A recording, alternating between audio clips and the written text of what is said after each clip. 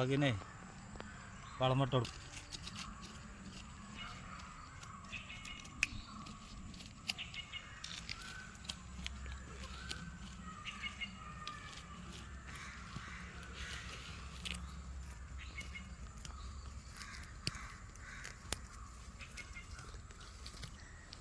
ഞങ്ങൾ ഇങ്ങനെ ചെയ്യല് ഉണ്ടല്ലോ. ഇതാണ് എല്ലാത്തിലേറെ ഒന്നുകൂടി ഉഷാറ്.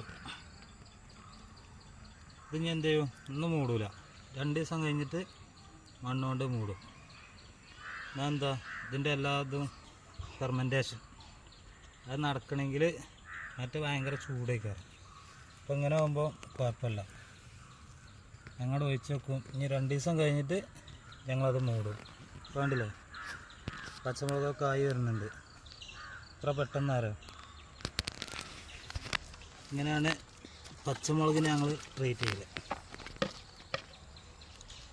എല്ലാത്തിനും അതേപോലെ പുല്ലൊക്കെ പറിച്ച് ചെയ്യും.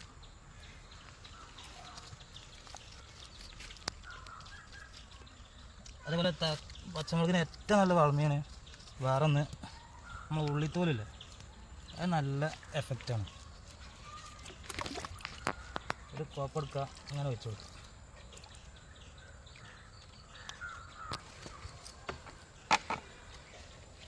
അതിനൊക്കെ കുരുടിപ്പ് വരുന്നുണ്ട് ചെറിയ തോതിൽ.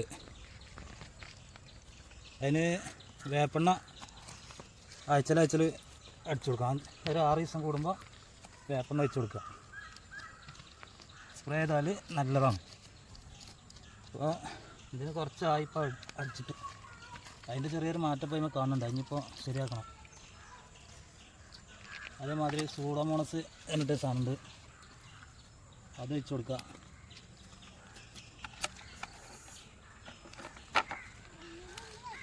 ഈ വെള്ളം ഉണ്ടല്ലേ, അത് സൂഡോമോണസ് വെച്ച് കൊടുക്കുക മരത്തുമേൽ.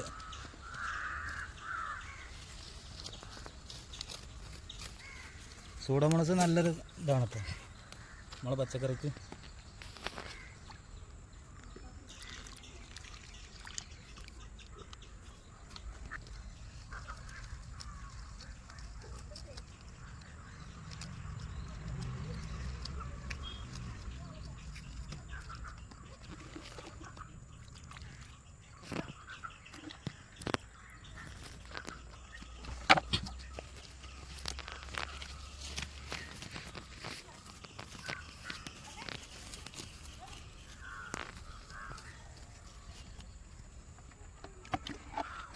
പച്ചക്കറിക്ക് ഇങ്ങനെ ഈ ഒഴിച്ചു കൊടുക്കണ്ടേ,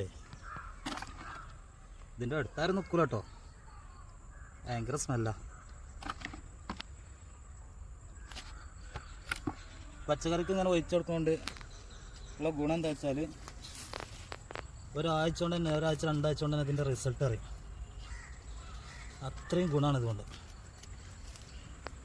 മറ്റേത് ഉണക്കലാണെങ്കിൽ അത് മണ്ണൊക്കെ പിടിച്ചിട്ടുണ്ടാണെങ്കിൽ ഒരുപാട് ടൈം എടുക്കും. ഇതാകുമ്പോൾ പെട്ടെന്ന് കയറിപ്പോവും. അപ്പോൾ ഏറ്റവും നല്ലത് കോഴിക്കാട്ടം കലക്കി വെച്ച് കൊടുക്കുക.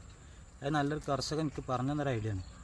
മറ്റേ മുമ്പ് ഞാൻ ഇതേമാതിരി ചെയ്തിരുന്നു, ഏത് പൊടിച്ചിട്ട് കൊടുക്കില്ലേ.